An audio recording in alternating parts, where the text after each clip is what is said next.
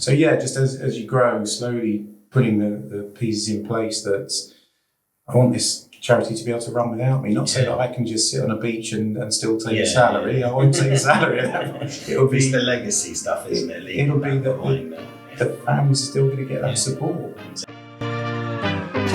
Testing.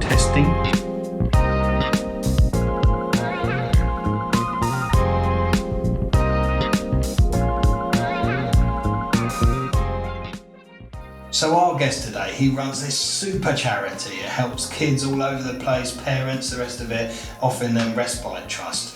But he's got a dooming problem coming on the horizon. They really need to try and relocate, maybe secure that property for their charity for a long-term legacy. So let's see if we can help Gavin today in securing that long-term legacy, getting that kind of worry off of his back of this kind of expiring lease that they've got, and really look at personal branding and a bunch of other things. So let's get into the podcast. Right, we're here today, everybody, with Gavin Fisher from the Children's Respite Trust, who is going to join us today, and we're going to have a look at some of his goals and things that he wants to achieve over the next kind of 1 to 10 years, and do the classic, like, what is the hurdles that are going to stop you doing that?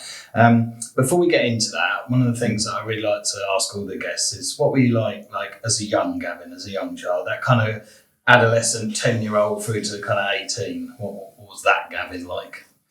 Oh, what was he like? He was quite shy. Yeah, he was definitely quite shy. He was somebody who was still trying to find his place in the world. I think I was just very uncomfortable, awkward. Going off, leaving school and going to college to do my A-levels, I found a group that I really fitted in with. And then on to university, the same again. And I think I slowly but surely found my way in the world. But up until that point, I was a shy lad, awkward. Keep yourself to yourself. Absolutely awkward teenager, basically. Yeah. Okay. So how did that lead on to kind of the Children's Respite Trust and what you do now? And then it didn't. It didn't initially. No, I followed a career. I ended up in the charity sector because. My first job was in the charity sector. It was an admin role, and but I ended up working for a charity in Newmarket. It was an animal charity, and I knew someone up there who had a child with a disability.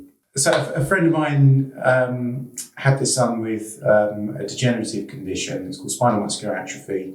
Okay. Where which is essentially a muscle wasting disease.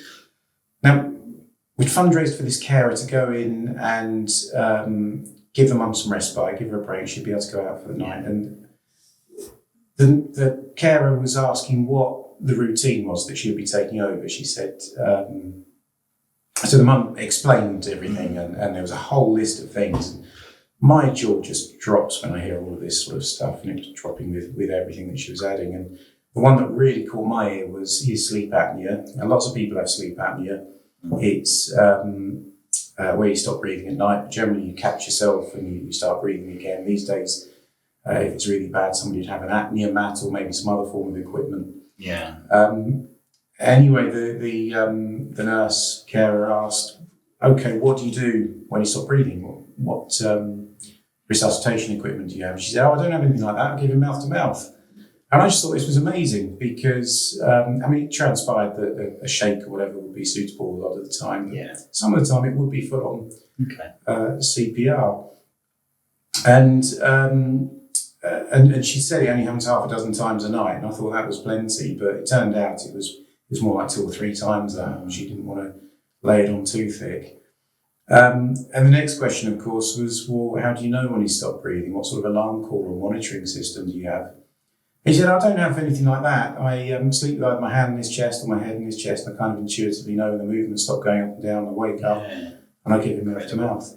And I just thought this was amazing. I spoke to her afterwards and just said, how did it go? And she said, oh, it's a luxury. I've got some sleep. And I know it's something that we all say, but for her it was a genuine luxury to get a bit of sleep.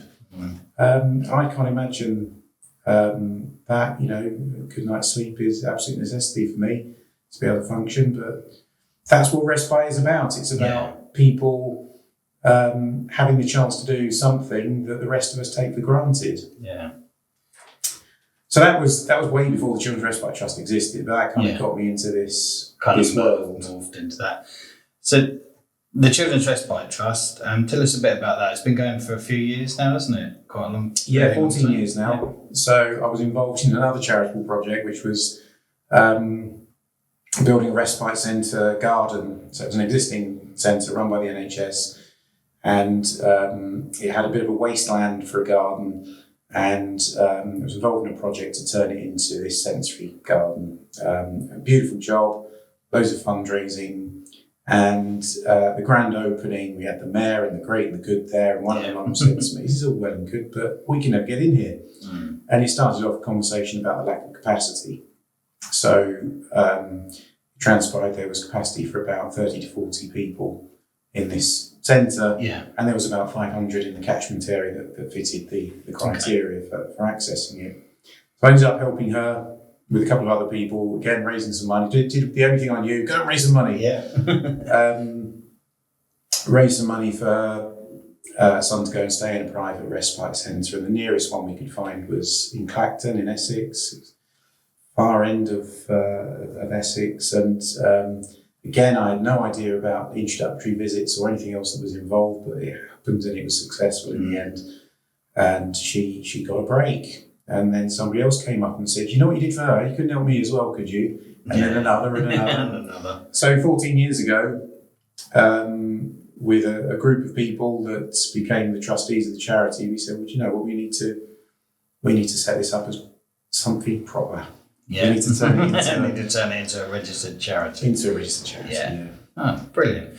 It's such a lovely journey, and I love how like people's kind of journeys pan out in life and things, and those things that like kind of affect you and make you make those decisions. Yours is obviously extremely powerful, and the only thing I've got in connection with it, I remember Brighton and Hove Council said they were running this scheme where they would help some landlords. We had property that we were looking to rent out, and obviously sometimes kind of council tenants get a bit of a bad rap. I don't really have that issue with this, so I was like, okay, that's cool.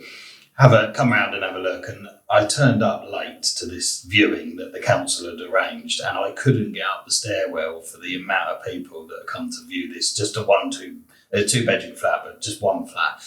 And it just made me feel like I needed to do something. Like, I know obviously we're renting the property out, so we benefit from that, but it just made me feel like I don't like all these people. They were all in sheltered accommodation or Airbnbs or bed and breakfasts or whatever, because they were in this they've fallen between this gap of like not really qualifying for like housing benefit, but also at the same time they probably had like a bit of money, or they might have had a job, or their partners left them and then they can't afford the rent on their own.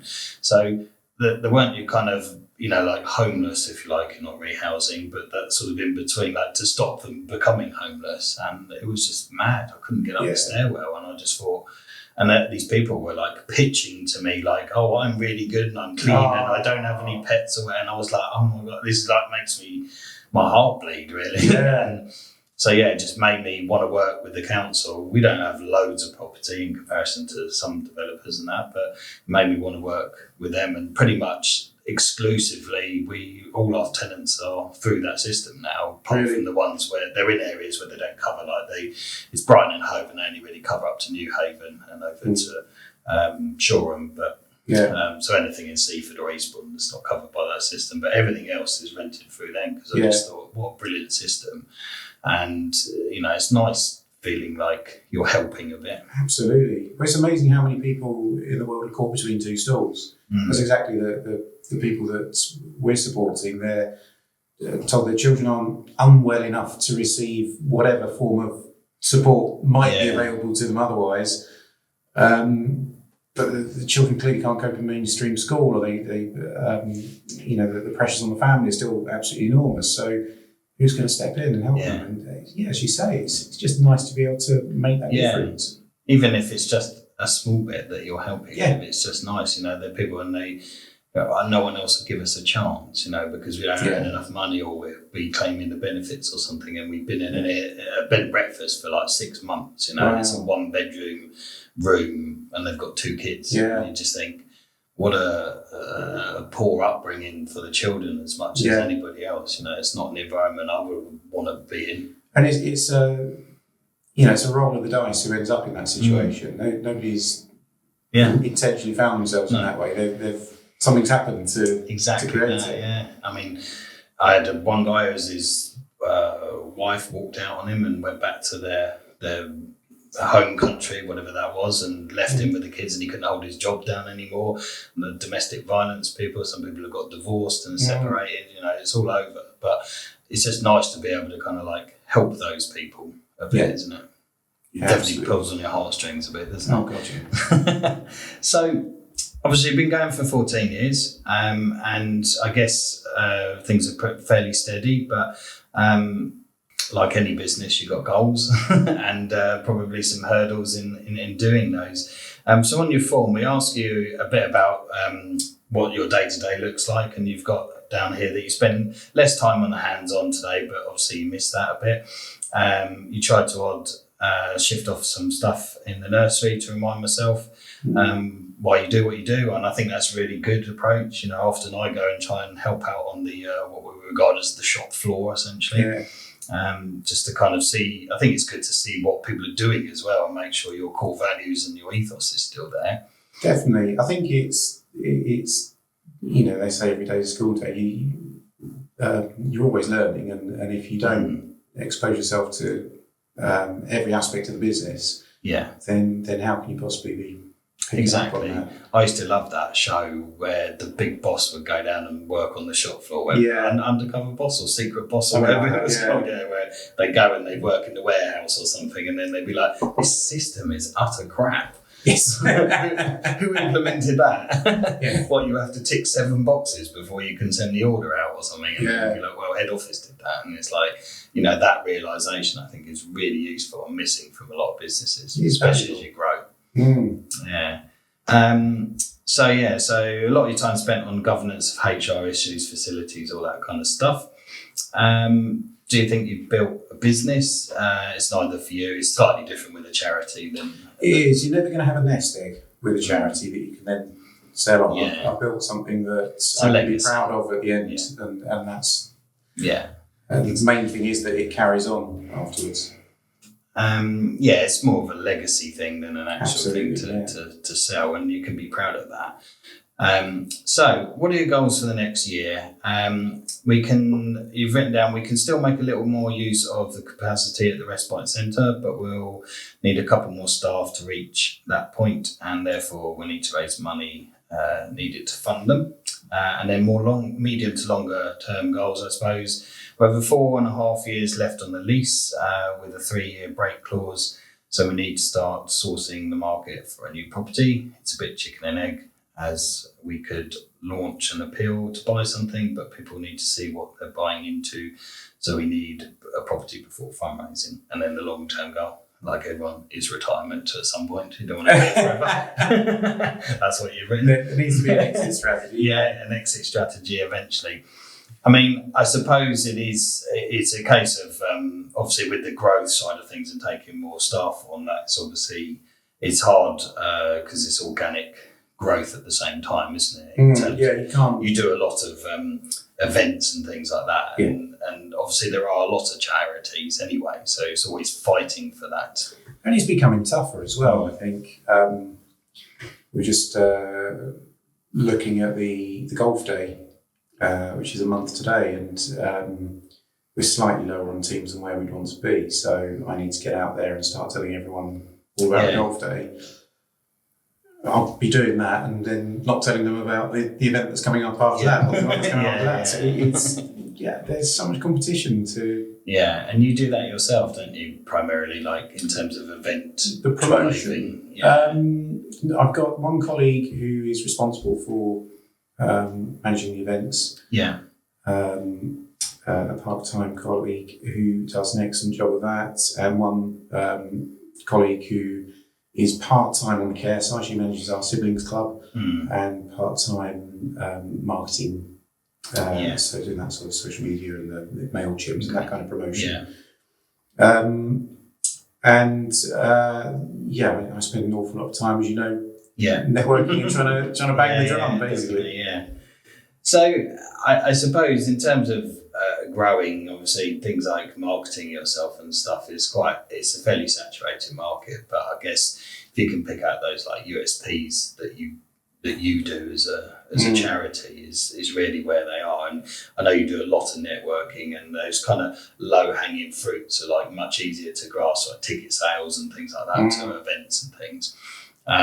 But I suppose, Mark, that's always well and good, but it's like you're being the business development manager essentially, but you're being the marketeer as well, isn't it? So it's quite a kind of tough job. And you mentioned about HR and IT facilities and things. It's like very bitty, isn't it? It is, and as the charity has grown, I've been able to recruit people to take little bits of that off here and there, because ultimately, when you're the founder of an organisation, to begin with, you do everything. Yeah.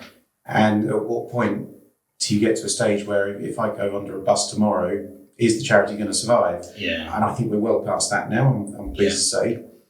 But that's not to say it wouldn't be bumpy. And